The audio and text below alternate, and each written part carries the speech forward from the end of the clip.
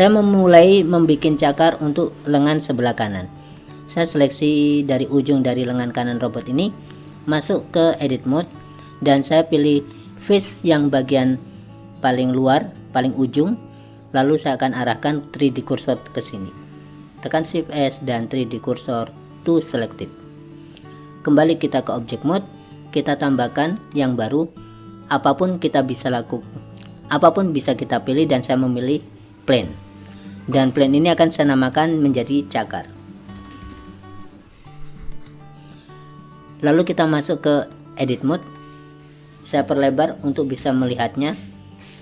Dan di sini saya memilih titik atau vertex.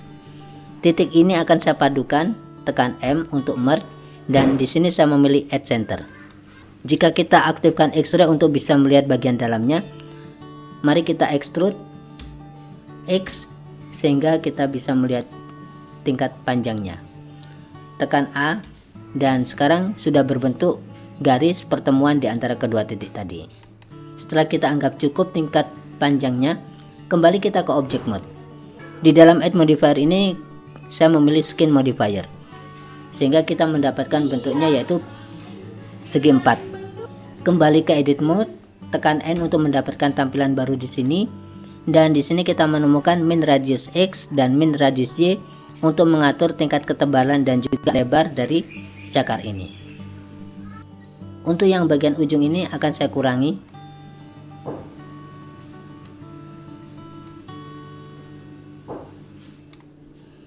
Lalu saya akan menambahkan di sini titik baru di bagian tengah.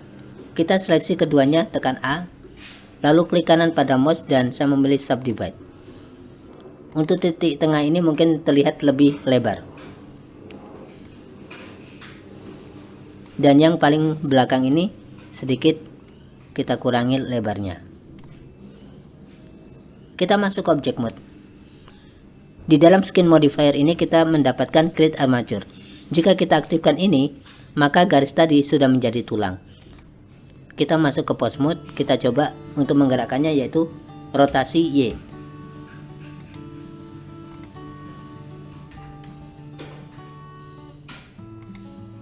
Dan sekarang sudah menjadi tulang. Kemudian di dalam object mode ini kita seleksi cakar ini, dan kita akan perbanyak lewat array modifier.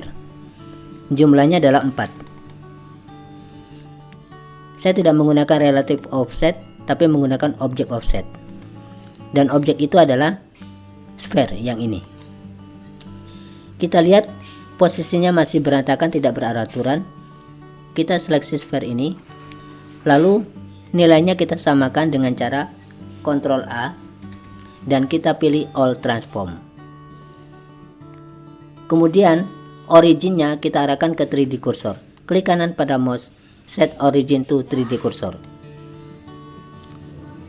Selanjutnya kita lakukan putaran arah X 90 derajat. Dengan demikian kita sudah mendapatkan cakar ini sudah berjumlah 4. Kita atur posisinya, kita seleksi tulang, masuk ke pose mode, dan kita angkat ke atas ke posisi yang kita inginkan.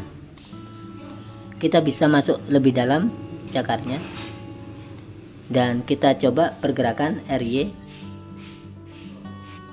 Sekarang kita seleksi tulang dan juga meshnya. Kita masuk ke collection baru, kita namakan ini cakar lengan kanan.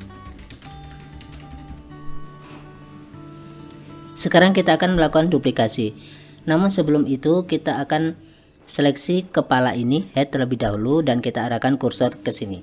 Shift S, cursor to selected. Hal itu disebabkan karena keberadaan kepala ini adalah bagian tengah-tengah dari keseluruhan dari lengan robotik ini. Selanjutnya kita jadikan 3D cursor ini sebagai pivot. Selanjutnya kita seleksi cakar ini, kita masuk ke collection lengan cakar kanan ini, kemudian klik kanan dan kita pilih select. Di dalam object mode ini kemudian kita lakukan duplikasi, tekan Shift D. Kita masukkan ke dalam collection tersendiri, tekan M, dan kita namakan di sini adalah cakar lengan kiri. Nah, setelah itu mari kita arahkan dengan mengikuti rotasi Z. Tekan R dan Z. kita tingkatkan nilainya 180 derajat. Dan kita melihat sebelah sini, dan ini sudah tepat berada posisi ini. Sekarang kita perbaiki sebagaimana sebelumnya. Kita samakan nilainya, Ctrl A, All Transform. Kemudian kita masuk ke edit mode terlebih dahulu. Di dalam face ini kita arahkan kursor di sini. Shift S cursor to selected. Kembali ke object mode. Set origin kita arahkan ke 3D cursor. Kemudian untuk cakarnya ini pun kita samakan, Ctrl A, All Transform. Kemudian originnya kita arahkan ke 3D cursor. Klik kanan, set origin to 3D cursor.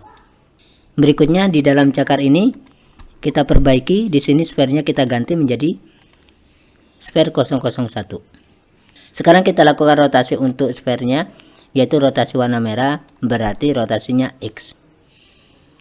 Kita tingkatkan nilainya 90 derajat. Dan sekarang kita sudah mendapatkan cakar kiri dan cakar kanan. Selanjutnya kita akan padukan pergerakan dari cakar ini dengan lengan. Kita aktifkan kembali, kita tampilkan kembali tulang robotik. Dan saya akan mulai dari sebelah kanan terlebih dahulu.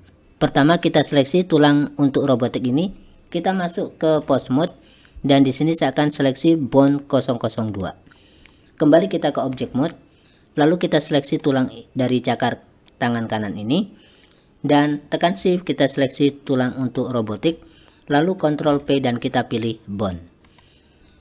Kemudian jika kita lihat ke pose mode, kita lakukan pergerakan lewat bone 07 ini. Baik, sebelumnya kita akan kembalikan ini ke median point. Jika kita lakukan pergerakan, maka tulangnya sudah mengikuti pergerakan dari tulang robotik. Kita kembalikan ke semula. Nah, selanjutnya kita kembali ke object mode. Kita pilih objek dari cakar ini. Lalu kita lakukan parenting dengan sphere ini. Tekan shift, kita pilih sphere, dan kita lakukan parenting, Ctrl P, objek. Sekarang kita lakukan percobaan untuk gerakan.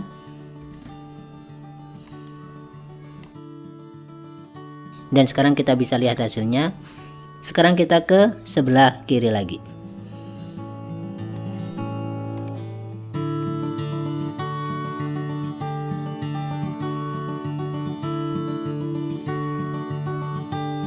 Saat bone 007 ini melakukan rotasi Y, saya menginginkan agar bone 002 juga mengikutinya. Dengan demikian caranya adalah kita masuk ke edit mode. Setelah kita seleksi bone 002, tekan shift kita seleksi bone 007 dan Ctrl P untuk parent, kita pilih keep offset. Kita masuk ke pose mode, kita lakukan rotasi Y, dan sekarang semuanya sudah berjalan. Dan perlu kita pahami, ketika saya melakukan parenting dengan mengaktifkan pose option ini, maka secara otomatis pergerakan pada tulang di bagian kanan ini juga mengikutinya. Jadi kita tidak perlu lagi untuk men-setting kedua kali. Lalu jika pergerakan bone 007 ini melampaui, maka ini juga ikut. Agar supaya tidak ikut lepas dari tulang yang lainnya, maka kita bisa setting di dalam bone 007 ini menggunakan object constraint. Kita pilih copy location, lalu kita seleksi bone 003.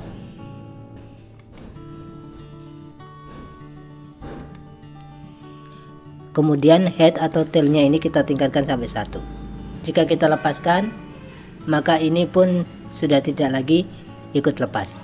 Tapi pada lengan sebelah kanan dia ikut lepas. Maka di sini kita lakukan kembali object constraint.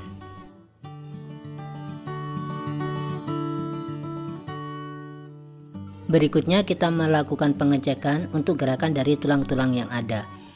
Mungkin di antara gerakan tersebut membawa akibat terhadap kerusakan posisi dari objek-objek spare part yang ada ini. Sekarang saya akan mencoba untuk melakukan pergerakan dari tulang 006L ini. Kita lakukan pergerakan rotasi Z, RZ. Kita bisa melihat bahwasanya kondisi ini mengalami kerusakan. Dengan demikian, salah satu solusinya adalah ketika tulang 006 ini bergerak, maka tulang 007 sebagai pengendali inverse kinematik serta tulang 008 sebagai pengendali arahnya harus mengikuti pergerakan tulang 006. Caranya adalah lewat parenting. Di dalam edit mode, tulang 007 dan 008 kita seleksi terlebih dahulu, dan yang terakhir kita seleksi 006. Kemudian kedua tulang pengendali ini akan diparentingkan lewat Ctrl P dan keep offset. Kita coba ulang, lakukan pergerakan rotasi Z, dan kita bisa lihat kondisi tulangnya aman, walaupun bone 006 ini mengalami pergerakan ke depan dan ke belakang.